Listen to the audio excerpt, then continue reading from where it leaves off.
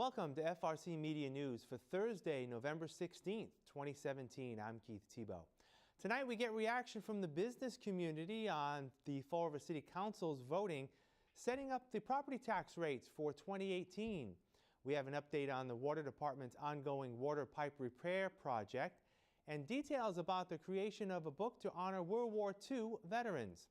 But first, let's check in with the news headlines of the week. We bring in Will Richmond, digital editor at the Herald News. Will, how are you? I'm good, Keith. How are you doing? Good. It's been a couple of weeks since we talked. I want to thank Don Amata for filling in this chair for the past couple of weeks. I'm back and raring to go. A lot on our plate this week. Let's start with sort of a reaction to last week's election. There was some question around the election of school committee elect member Joshua Hetzler. As some people may know, Mr. Hetzler is a firefighter, and with his election last week, combined with the passage of changes to the city's charter, there were some questions about whether Mr. Hetzler could actually serve on the committee, as the new charter will mandate that no one working for the city can also sit on the city council and school committee. Well, today, City Corporation Counsel Joe Macy rendered an opinion, and his opinion was that Mr. Hetzler will be able to serve come January. Do you have any new details on this, Will?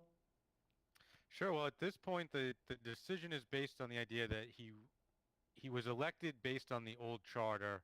So at this point, his nomination to the school committee can go forward without being in conflict of that new charter that was also passed on election day.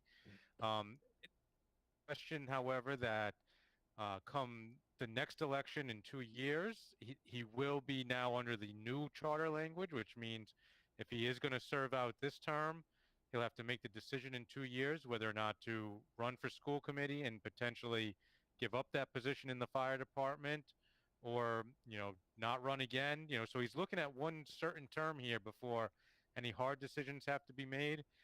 And then also keep in mind, this is just an opinion from Judge Macy. So there's still the possibility this could be challenged by the seventh place finisher in the school committee race, Kristen Garvin, who could seek to have this dragged out in a courtroom setting, or approached in that manner, and for an additional ruling as well. So that possibility is there, and there's the potential of what this means for Joshua Hetzler as a long-term member of the school committee going forward as well.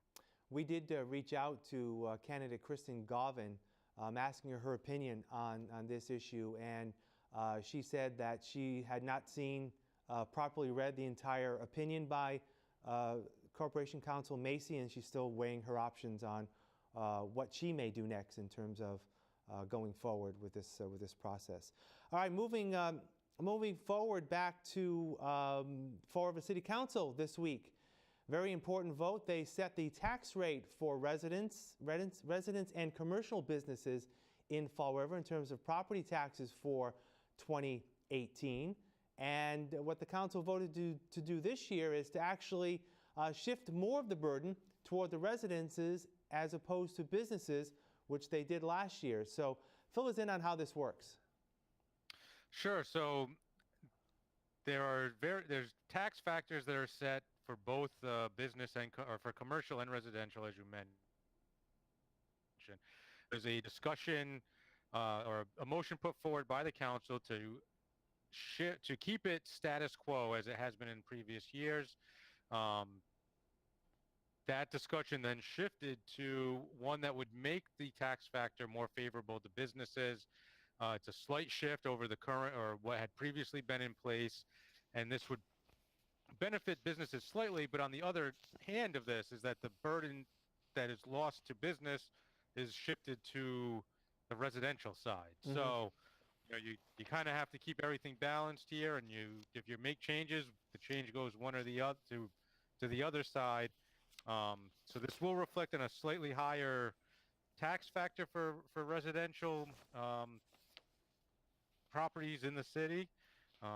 We'll see what this factors out to in tax bills in the future. But yeah, while it's deemed business friendly, there are those who could also call it residential unfriendly at this point.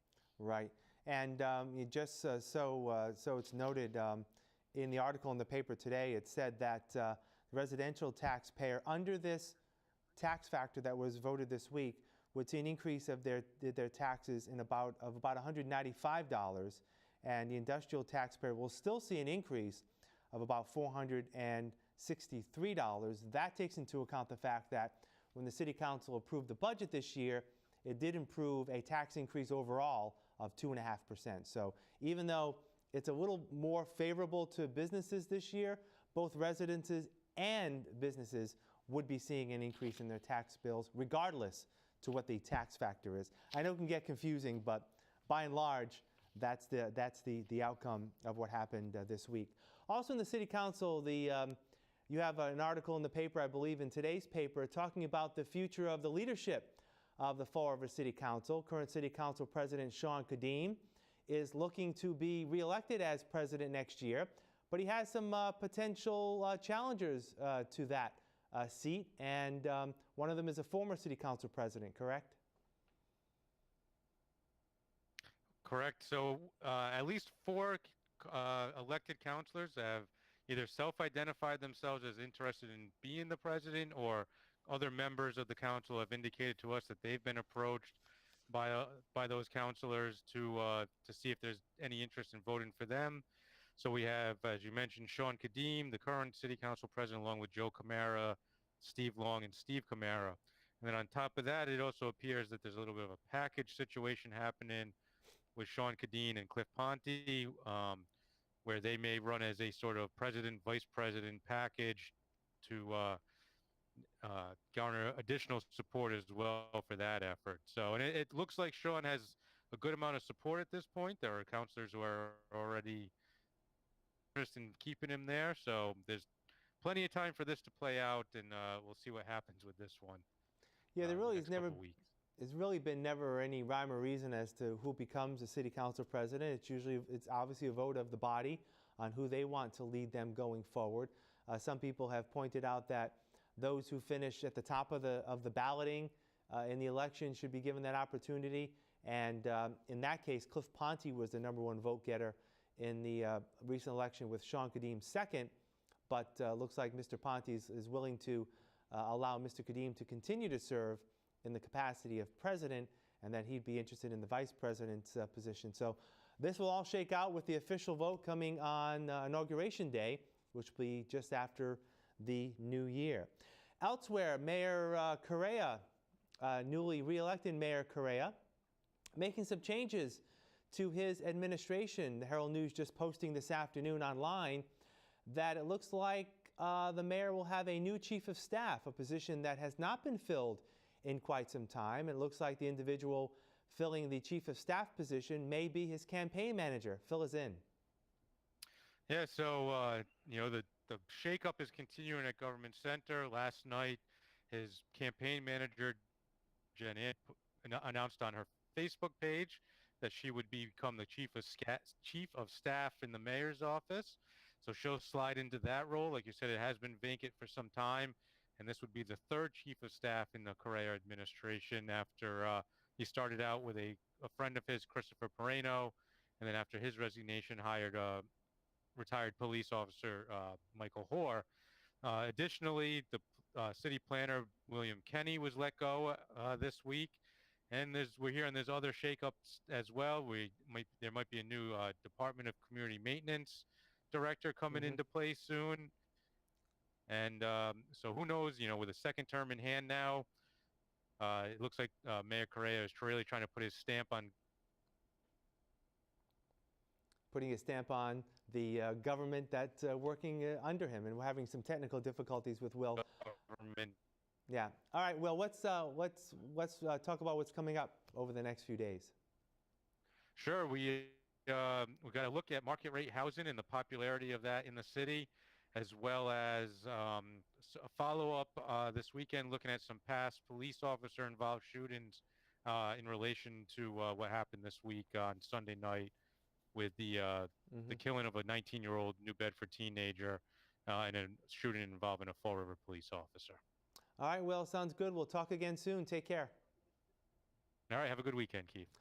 We'll have more FRC Media News right after this.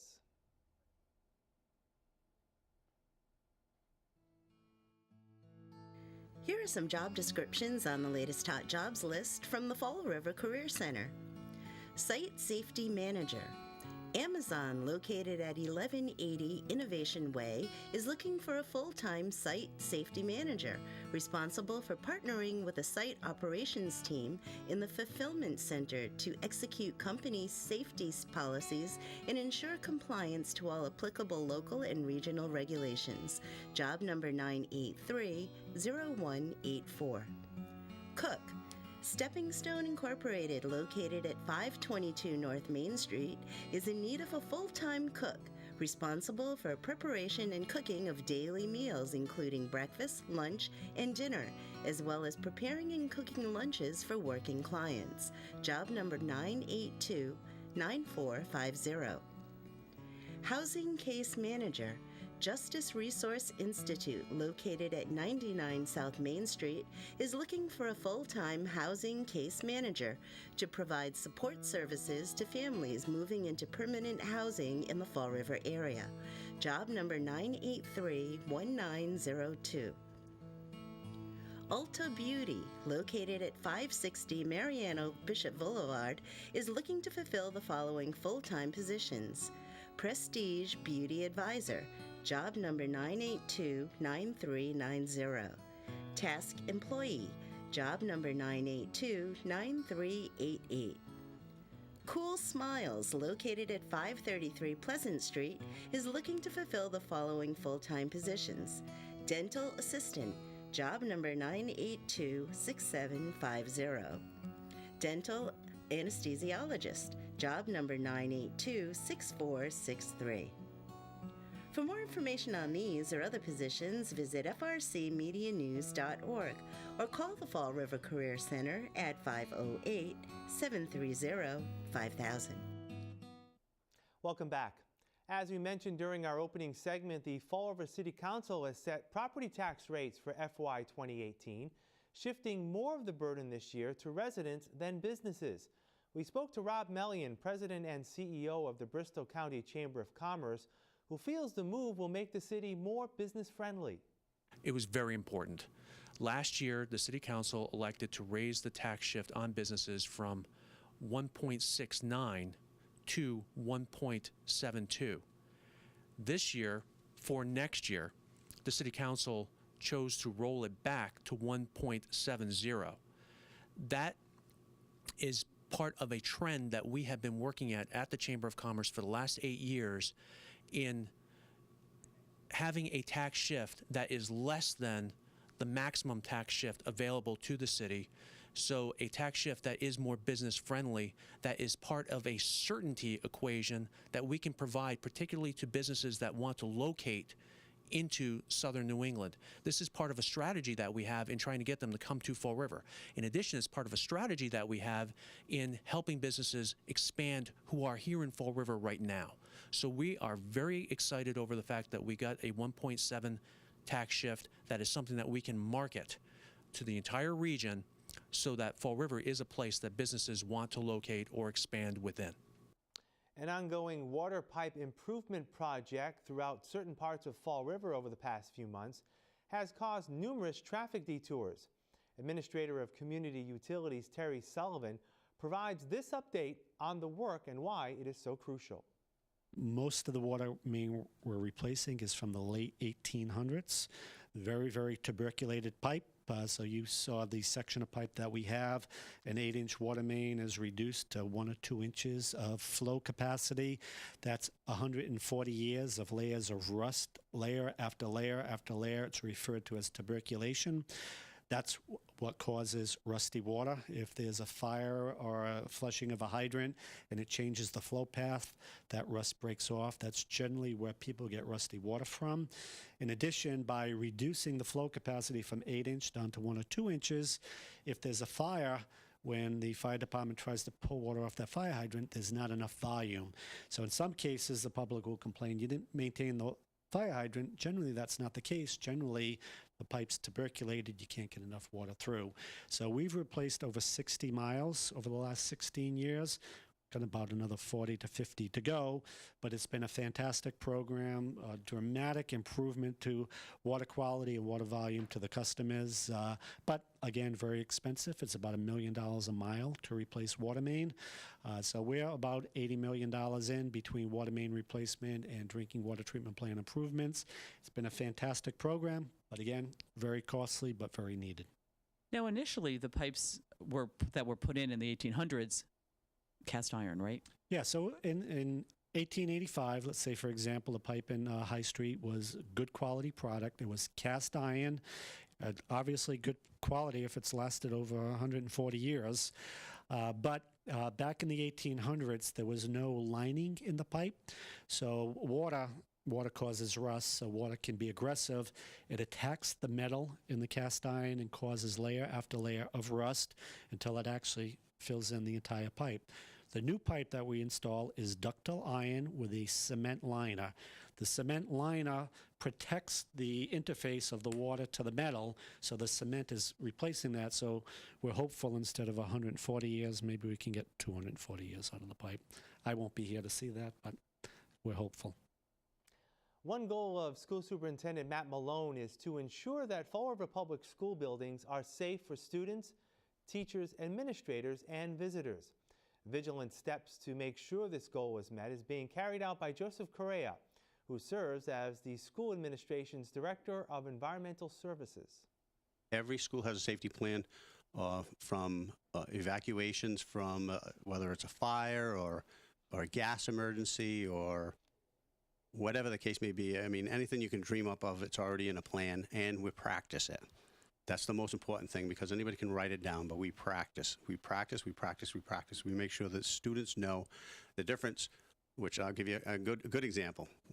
When we do an evacuation, say, like for a gas leak, and we do an evacuation, the students leave and they go to their staging area. That's where they know they have to go. And then we have the fire department comes in and they do a fire drill. And they go outside and they stand on the sidewalks. And I look at them and I say, but an evacuation's an evacuation. Why are you standing on sidewalks? If this was a real fire, the fire trucks would be in your way, or you'd be in the way of the fire trucks. So now we teach the students to walk towards their staging area. They don't have to go that far. The teachers will stop and say, remember where we were. That's where we would go if we had to evacuate the building. We'll have more FRC Media News right after this.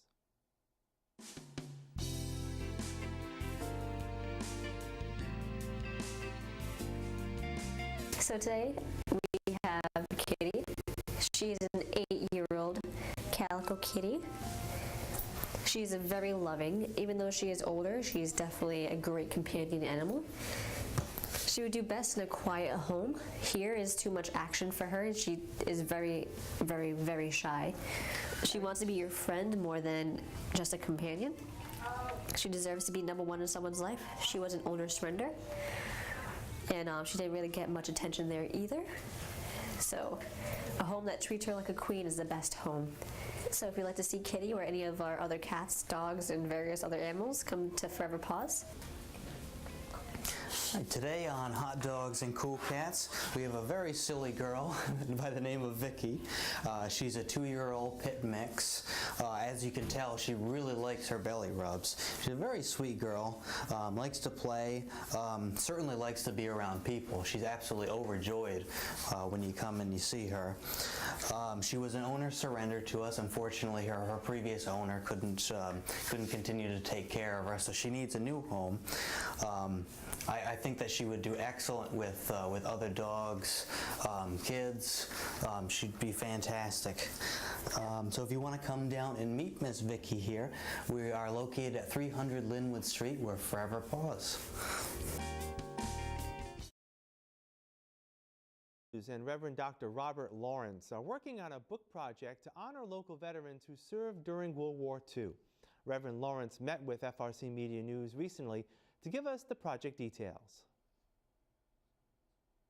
I got a telephone call from the publisher of the Herald News, Lisa Stratton, and apparently she was touring upstairs on the 3rd floor of the Herald News building and came across these 2 containers, plastic containers. They had to be 4 feet long and 2 feet wide, containing 718 obituaries of servicemen killed during World War II from the greater Fall River area, not just Fall River, and beginning with Charles Braga Jr., after whom the bridge has been named, who is reportedly the first person killed in World War II on the USS Pennsylvania. He was not on the Arizona, he was on the Pennsylvania, and through the ones that were killed up until VJ Day, August 14th, 1945.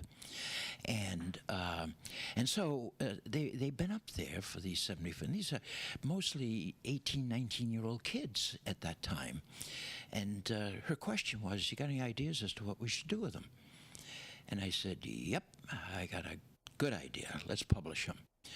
These guys have got to be remembered. The years are going on, and still enough people in the community that have knowledge of some of these men and to realize that their contributions must not be ignored, even though they've just been forgotten up there.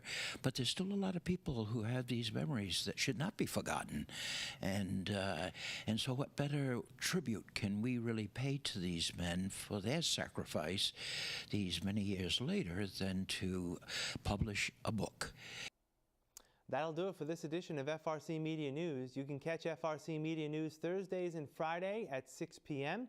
and online 24/7 at frcmedianews.org. For all of us here at FRC Media News, I'm Keith Tebow. Have a great week, and we'll see you next week.